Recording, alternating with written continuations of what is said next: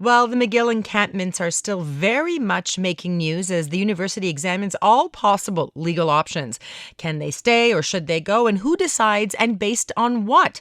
Doctor of Law and partner at GBM Lawyers, Frédéric Bérard, joins me to help clarify what can look like a very murky picture. Maître Bérard, thank you for joining me. Thanks to you. So I'm looking over this article you sent over, basically describing the injunction that was taken to the Superior Court and rejected concerning the removal of these encampments at McGill University. It's interesting to me, and I'd like for you to explain that the judge was basically saying that the fears of hostility and danger that the students who brought the case forward felt wasn't enough to justify removing the camps. Can you explain that to me? Yeah, correct. Well, actually, you know that the freedom of speech is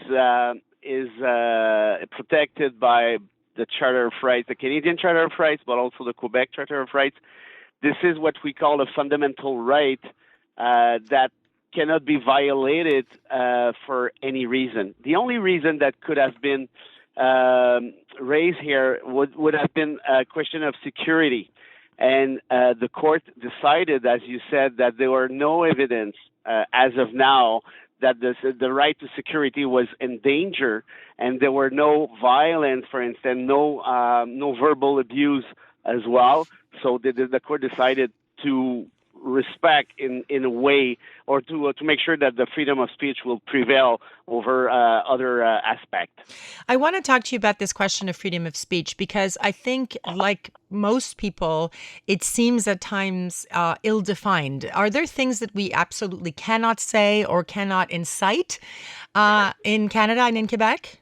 Yes, correct. There's a limit to the freedom of speech. Obviously, there is no fundamental right that has no limit as well.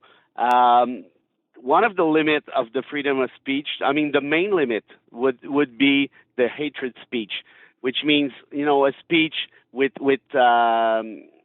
violence, a speech that encourage people to commit some violent actions, a speech that would, talk about, let's say, racist things or stuff like that. This is prohibited by Section 319 of the Criminal Code, and this is not protected by the freedom of speech. So I'm wondering about the legality in and of itself of this encampment. So because there is this idea that McGill has a right to say, you're not allowed to be here, you need to move.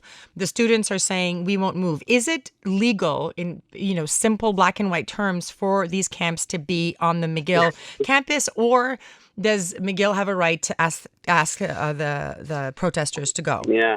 Well, the thing is, there's no black and white. That's the problem. Right. But let's say I'll try to be black and white a bit. The freedom of speech is protected by charters, as I said, but the property rights are not. And this is what make the freedom of speech more important than the hierarchy of norms in Canada. So when you have, a situation like that, as we see right now at McGill, the court has always to make sure that the freedom of speech will be considered as more important than other rights. And to go back to that particular situation, don't forget one thing. We're talking about the university campus.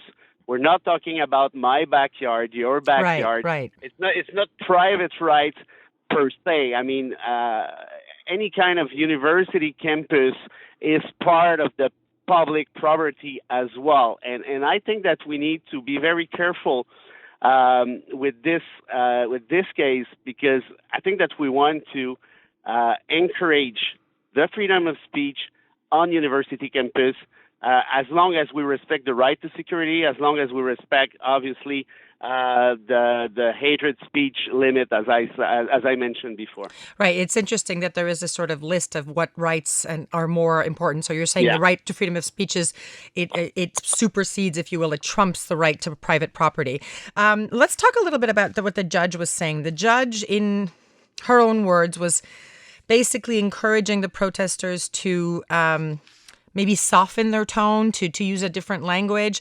Is that the judge's role even in the first place to say that? I'm just curious. I went to law school, so I'm reading this and I'm wondering, it's interesting to see that. Actually, I'm happy you raised the question because I have the same one. It's interesting. It's strange a little bit, It no? says that a judge is not a kindergarten teacher, right? I mean, and it looked like that. Just be careful of what you're saying. But I do understand why the justice said that, because don't forget that there's a slippery road here, in a sense that many could pretend that it could raise to some sort of violence, speech, to some sort of abuse of any kind. They're probably afraid of physical confrontation as well. So I think that the court maybe decided to go a little bit over its usual road. But I think that was a safe warning in a way, because yes, we have to protect the freedom of speech. This is one of the main value in Canada. This is one of the principal value for democracy.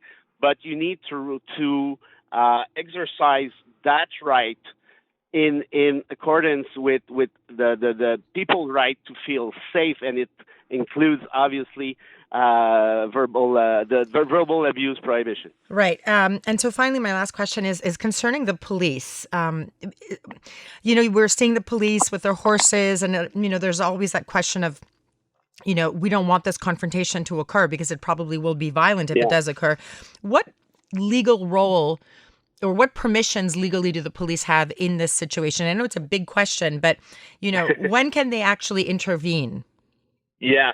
Well, actually, if there's if the Superior Court had decided that there is that the injunction would have been accepted, then the police would have had to intervene, because otherwise this is a contravention to the court order, right? Right. As of now, as I mentioned, the court decided the opposite. So can the police intervene? I would sincerely doubt it, because McGill wants the police to jump in, but I read just a press release from the SPVM saying that they take into account the decision rendered by the Superior Court, and they will wait for further development. Well, we'll also wait for further developments as we're watching all of this, in a very tense fashion. Thank you so much for your insight again. Maître Frédéric Bérard, thank you for joining me. Have a good weekend. Thank you.